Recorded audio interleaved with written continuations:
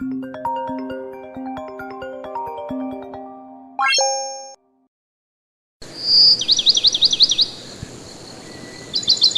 the pastor of Grace Community Church here in Valrico, Florida, and a ministry of our church here is Grace Christian School.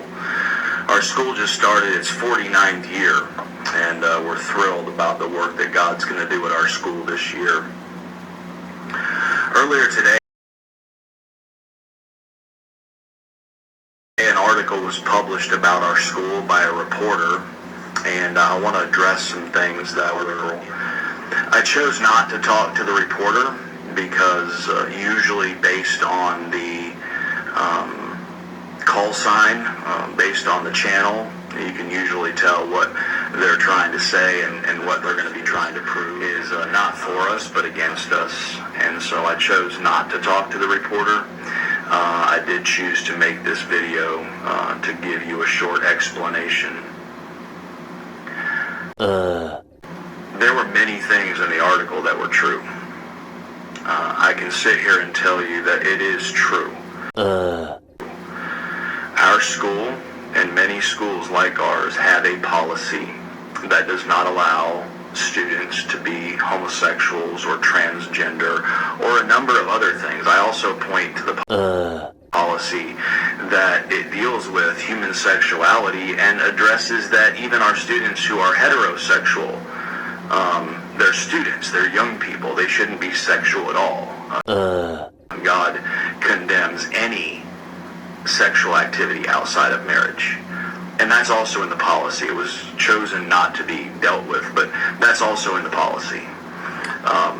But it is true that a student cannot come to our school knowingly for us and be transgender or homosexual. That is rooted in the scriptures. God has spoken on those issues explicitly. God has spoken, but you're still accepting tax kickbacks from it being a Christian nonprofit school, though, right? I have so many issues with this situation. A couple of the issues that I'm going to discuss is one. First off, if you are proclaiming to be a man or a woman of God, it's no such thing as judging. If you feel like those students are a problem, well, you need to address the problem, because if the problem is not their behavior or their grades or their academics, and you're pinpointing them because of their sexual preference, technically that is discrimination. Oh, no. And that can bring a lawsuit, just for his FYI.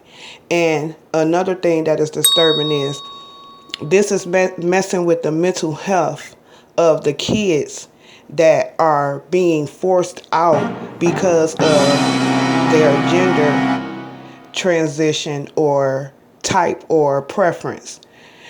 A lot of people don't agree with that, but who are we to tell these young children that it's not right if in their body, in their mind, in their soul that they feel a different way?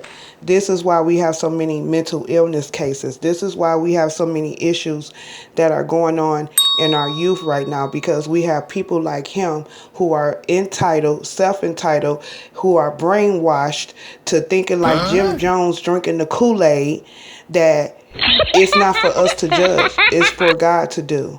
And this woman is in silhouette because her 16-year-old lesbian daughter asked to conceal her identity for fear of harassment. But I am accepting. I love my children. I don't care. But there's families that I know of who really have more than a hard time with their children being gay, and it's sad. All of her children have attended the Grace Christian School in Valrico. But after reading Administrator Barry McKean's June 6th email, she says she couldn't send her youngest daughter back there for her junior year. I actually respect their opinion. My daughter's well-being, right, and mental health is more. According to the email obtained by NBC News, the school will only refer to students by their sex assigned at birth. It also states any form of homosexuality or transgender identity is, quote, sinful in the sight of God, and the email goes on to say students who are found participating in these lifestyles will be asked to leave the school immediately.